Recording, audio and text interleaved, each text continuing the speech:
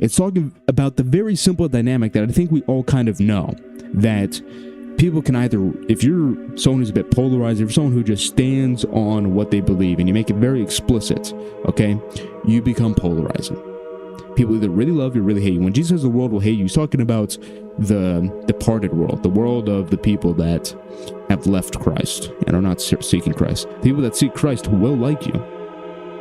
Okay? This is the world doesn't mean like literally every single person. That's like a retarded interpretation. All right? And I think another good example of this is in sports. So you got Steph Curry. Now, I don't have anything personal against Curry. I'm just saying in terms of what they outwardly show.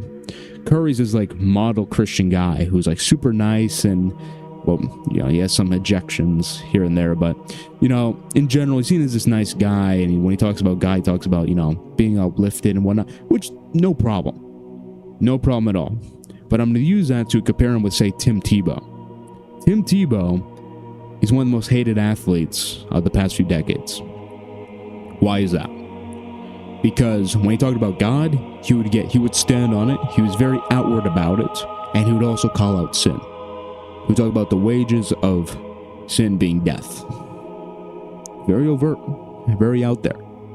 So what happened? A lot of people like Tim Tebow, a lot of people hate Tim Tebow.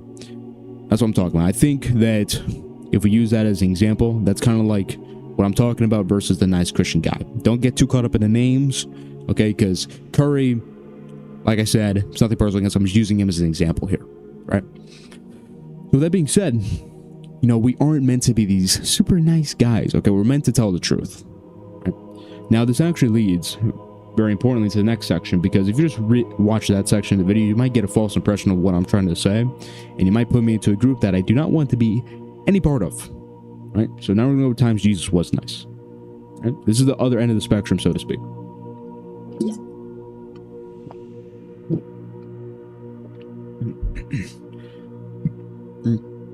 Matthew 5:39. But I tell you, do not resist an evil person. If anyone slaps you on the right cheek, turn to them the other cheek also. Matthew 26:51-53. At that moment, one of those with Jesus reached out his hand and drew his sword. He struck the high priest's servant and cut off his ear. Then Jesus told him, put your sword back in its place, because all who take up the sword will perish by the sword. Or do you think that I cannot call on my Father, and he will provide me here and now with more than 12 legions of angels? And of course, John 3:16, for God so loved the world that he gave his one and only Son, that whoever believes in him shall not perish but have eternal life. So, I think these speak for itself. There is a genuine value of being nice at times, biting your tongue at times, you know? And oh yeah, in this case, Jesus healed the serpent's ear afterwards. And love is the foundation of humanity. Love is the foundation. God's greatest gift to us is love. Right? Jesus came to the world to save us out of love. So love is the most important virtue, by far. All right. At the end of the day, if you're living without love, then you're not living, bro. Like you can be doing great things. You can even be the type of man that I was talking about earlier, where you're like, you know, you're strong or whatever. But if you don't have a foundation of love, then it doesn't mean anything. Okay, you're just as bad as the nice guys. And I think that really brings up the core principle, really the whole point that I'm trying to make in this video. Okay. The problem we have is there's a lot of division on the internet about this exact subject. So let me, sorry ladies, but I have to become invisible for a moment. We have two groups. Okay, we got the people who look at the TikTok edits, the people who kind of watch these videos. There's this video, you know, or actually not that specific video, but there's videos on YouTube about like the downfall of woman this, woman that, you know, those type of guys who watch those type of videos, you know, masculinity peaks in Christianity, and they really hold on to these verses, you know, I've come to bring sword and not peace, so on and so forth. You have this group, and they're super emphasized on, they're super worried about being based and super worried about all that stuff. And then you have the other group, which are super concerned about being nice, like the nice guys, right? And these two groups beef all the time, right? Because you have the group on, I can turn that back on. We have the group on the right here, talking about, oh, you guys are a bunch of losers, you guys, you guys don't have any balls or whatever. And then other guys on the left are like, you guys are too concerned about being base. You guys, are not worried. You guys don't have any love. You guys don't have any, of that Christ-like value to you. And the truth is, both of these sides are wrong, right? Both these sides are wrong in their own way. The main issue both of them are having is they're holding on to certain sets of verses, certain sets of principles too strongly.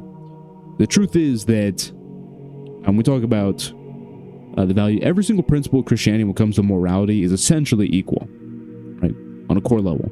So I guess to contextualize that, right, to not get into nitty-gritty, exceptions and whatnot that can possibly be thought of. When Jesus says, I've come to bring peace and not a sword, and when he says, turn the other cheek, those have equal value, okay? Just as the meanings of those statements have equal value. They're both things that you should value equally in your mind. And both of these sides, they essentially ignore half a set of verses. All right? And this is what's rising now. Okay, this is rising as a counter to this. Let me get my pen out.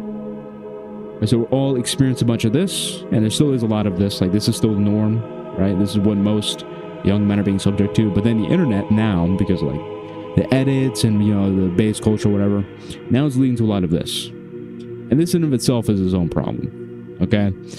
I'll probably talk more about this later. I'll talk more about this later because I have a whole section on how not to end up like this group. But this division is a serious problem, right? It confounds the problem I brought up earlier. So the truth here, the solution, is it's so obvious that it feels kind of weird to say, but seriously, this is what they need to understand. You need to interpret everything holistically. So like we take all these verses that I brought up and you bring the whole Bible and bring up all the, different branches of theology, and you look at them and whatnot. As far as that point, I think every school of theology will essentially agree on this point.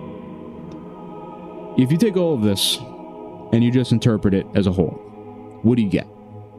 Do you get the super based, guy who sits on the internet and just complains? No. Do you get the nice guy who's like, oh, you want to sleep with my wife? You see, like,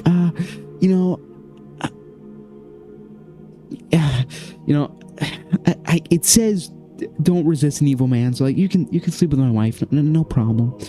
And then her wife is like, oh, okay, because the wife actually gets with a man that has some balls. Unfortunately, as terrible as the situation is. Anyways, neither of those. What do you get is, there's a time and place for everything. No way. There's a time and place for everything. I mean, the Bible literally says there's a time to kill and there's a time to rest.